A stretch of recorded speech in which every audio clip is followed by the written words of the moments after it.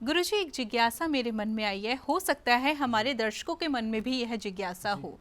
जब भी हम किसी भी देवी देवता की परिक्रमा करते हैं तो पूर्ण परिक्रमा करते हैं, लेकिन जब बात भगवान शिव की आती है तो ऐसे में उनकी जो है अर्ध परिक्रमा की जाती है, यानी कि आधी परिक्रमा लगाई जाती है। तो इस बात का क्या रहस्य है? वस्तुतः जितने देवता हैं वो देवता हैं, शिव देव नहीं है, महादेव है। दोनों में फर्क है। जो इतने से नापा जाए उसे देव कहते हैं, और जो मात्रा से या इतने से न नापा जाए उसे महादेव कहा जाता है। इस कथा का रहस्य विद्येश्वर संहिता के अंदर, शिव पुराण के अंदर विस्तार से बताया गया है। जिस समय ब्रह्मा और विष्णु का भयंकर संघर्ष हुआ, उस संघर्ष के अंदर जो अग्नि ज्योतिर्लिंग प्रकट हुआ, उस ज्योतिर्लिंग का आदि और अंत पता करने के लिए ब्रह्मा और विष्णु ऊपर और नीचे जाने लगे। ब्रह्मा जी ऊपर ही ऊपर और विष्णु जी नीचे ही नीचे खोदते हुए हंस रूप धारण करके ब्रह्मा जी ऊपर गए और शूकर रूप धारण करके विष्णु जी नीचे गए। कथा बहुत विस्तार से है। उसमें अनंत काल तक ब्रह्मा ऊपर जाते रहे लेकिन अंत का पता नहीं चला।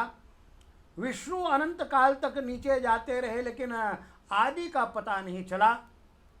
विष्णु भगवान लौट करके आ गए और ब्रह्मा जी ने गलत साक्ष्य के द्वारा अंतिम निर्णय देना प्रारंभ किया कि मैंने अंत को जान लिया। उस समय भगवान सदाशिव से भैरव जी प्रकट होकर के और ब्रह्मा जी का 5वां सिर अपने नाखून के द्वारा काट लेते हैं, नोच लेते हैं। वही सिर शंकर जी के, भैरव जी के हाथ में चिपक करके और ब्रह्म कपाल में जाकर के छुटा।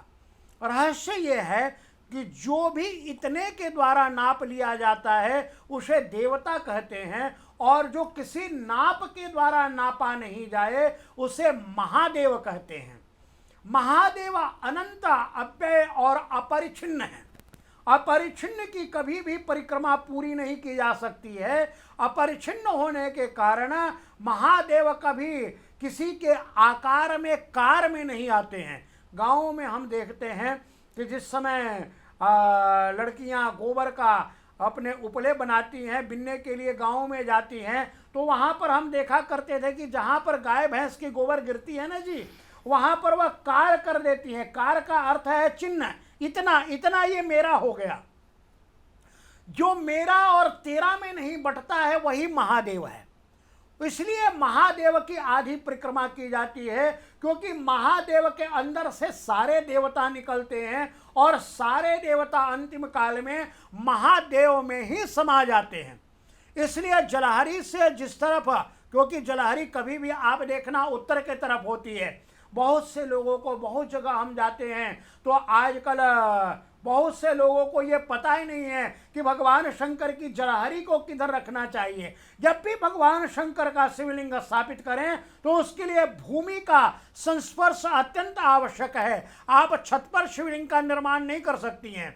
इसलिए यदि कहीं पर ऊपर यदि शिवलिंग का निर्माण होता है तो उस निर्माण के साथ तांबे का पत्र धरती से लगाया जाता है, और कभी भी जलहरी जिधर जल गिरता है वह उत्तर के तरफ होता है। तो वह जो उत्तर के तरफ जलहरी है और जलहरी का जो जल निकल रहा है उस जल का कभी लंघन नहीं किया जाता है। उसे शास्त्रों में सोमसूत्र कहते हैं, और सोमसूत्र का उल्लंघन करने वाला महापापी और नारकी कहा जाता है। भगवान शंकर को अपरिछिन्न करने के लिए, आकाश की तरफ व्यापक बताने के लिए शिव की आधी परिक्रमा की जाती है, और आधी परिक्रमा करके वे बताया जाता है कि और जितने सब शक्ति वाले हैं वो देवता हैं और शंकर शिव महादेव हैं। महादेव परिपूर्ण हैं, अव्यय हैं, अपरिछिन्न हैं। अपरिछिन्नता का प्रतिपादन करने के लिए आधी परिक्रमा को लगाया जाता है। यही शिव पुराण के अंदर रहस्य बताया गया है। ओम नमः शिवाय। हर हर महादेव। आप हमारे संत वाणी चैनल को सब्सक्राइब करें, वीडियो को लाइक करें, शेयर करें, और हाँ, बेल आइकन पर क्लिक करना बिल्कुल ना भूलें, ताकि हमारी किसी भी वीडियो की सूचना सबसे पहले आपको मिले।